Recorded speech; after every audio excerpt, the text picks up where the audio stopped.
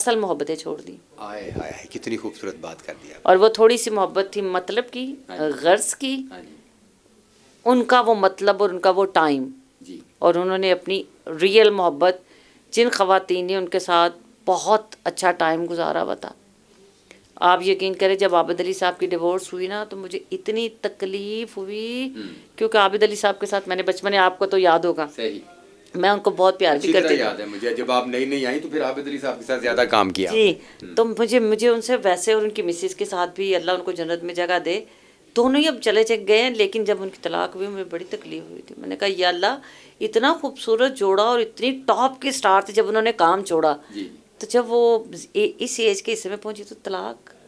نہیں یار, اللہ میاں سب کو معاف کر دے, پروردگار ہمیں بھی معاف کر دے, اور پروردگار صبر دے, یہ جتنے بھی لوگ ہیں ان کو برداشت کی طاقت دے, ایک دوسرے کو معاف کرنے کی طاقت دے. اور سب سے بڑی بات ہے اگر کوئی غلطی ہو گئی ہے تو عورتیں پردہ پاؤ. میرا اللہ کیوں کہہ رہا یار, اللہ تعالیٰ فرما رہے ہیں پردہ ڈالو. پردہ ڈالنے کا مطلب ہے کہ آپ اپنے میاں کے اوپر بھی پردہ ڈالیں گے, آپ کا گھر بھی بچ جائے گا.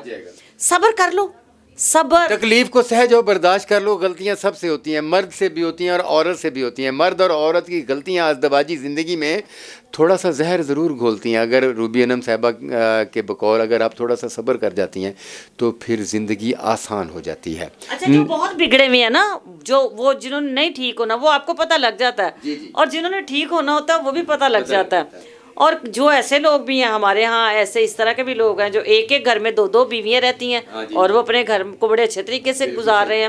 اور پلیز تھیٹر والوں کو, ٹی وی والوں کو, فلم والوں کو برا اور کہنا چھوڑ دیں.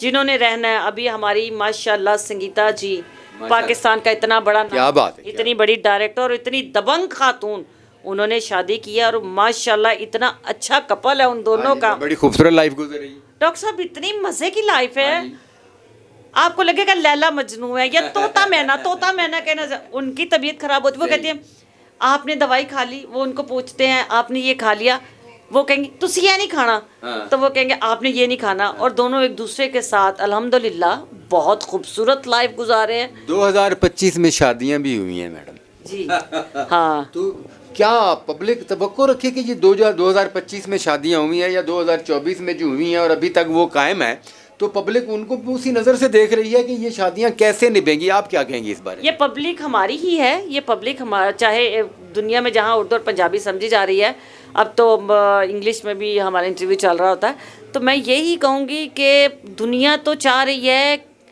مزہ.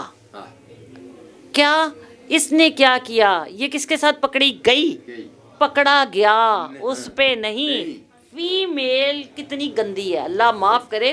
ایسا ہرگز نہیں ہے, فیمیل بھی ایکشن لے رہی ہیں اور زیادہ تر طلاقیں فیمیل کے ایکشن لینے پر ہوئی ہیں. نہیں تو اب میری بات سنیں, کچھ خواتین جنہوں نے طلاقیں لی ہیں وہ اوور کانفیڈنس ہو کے طلاقیں لی ہیں, اور کہ نہیں بھائی اب ہم لوگ آپس, میں نے ان کو بھی انٹرویوز دیکھے ہیں, میں ان کو بھی سب کو جانتی ہوں, وہ جو ان کا وہ جو ایک جملہ ہے نا, وہ شاید انہیں اس بات کا نہیں پتا. آپ مذہب کے حوالے سے بھی سوچیں, ہم مسلمان ہیں. بے شک بے شک بے شک. بھائی ایک خاتون ہے وہ 35 سال کہتی بس اب مجھے لگتا تھا کہ اب یہ کوٹا پورا ہو گیا, یا میں مجھے لگتا ہے اب یہ اس سے زیادہ نہیں. یار آپ 35 سال زندگی گزارنے کے بعد بھی وہ کہہ رہی تھی کہ کوٹا پورا ہو گیا, اور پھر انہوں نے ہی غلط کر دیا. ہاں, اور انہوں نے خود دونوں نے انڈرسٹینڈنگ سے ڈیورس لی. ٹھیک ہے, اب کیا ہے وہ کام کر, مطلب ایک اکیلا پن کہندے ساڈی ماں کہندی پنجابی چ کدی کلا رخ بھی نہ ہوئے.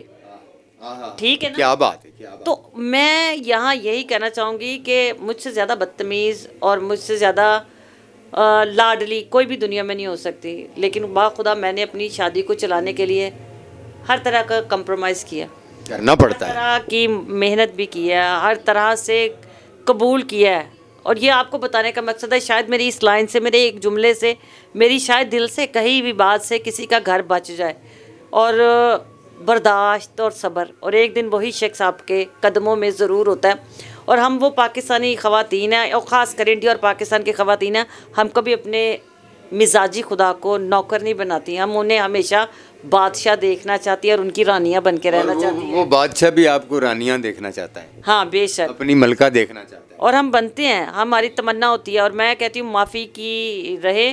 اور ایک بات میں بار بار پھر کہہ رہی ہوں, کسی کو گندا مت کہیے جب تک آپ پہ وہ لمحہ نہیں گزرے گا تب تک موت نہیں آنی. یہ ایک بڑا فیکٹ ہے روبی جی, میں اس پر ضرور ڈسکس کرنا چاہوں گا. جتنی طلاقیں ہوئی ہیں, اچھا ان کے پاس اگلے آپشن تھے, وہ پہلے سے موجود تھے, یہ طلاقوں کے بعد آپشن ملے ہیں, یا طلاق ہی اس آپشن کی وجہ سے ہوئی؟ اچھا بہت سی تو خواتین زیادہ امیر ہوتی ہیں, ان کے پاس گھر بھی تھے, تو کئی لوگوں کو رہائش مل جاتی ہے, گاڑی مل جاتی ہے, اگلا دوست مل جاتا ہے. نہیں میں آپ کو بتا رہی ہوں, کچھ جو خواتین امیر ہیں, وہ جو خواتین ہیں ان کے پاس گھر ہیں, گاڑیاں ہیں, اب وہ جو ہے وہ بندہ ہے اس کی آدھی اسٹرگل تو یہیں ختم ہو گئی. اب انہیں بالکل ٹھیک ہے نا, کہ انہیں پتہ ہے کہ بچہ تو اللہ میاں نے اب دینا نہیں ہے, ٹھیک ہے. اب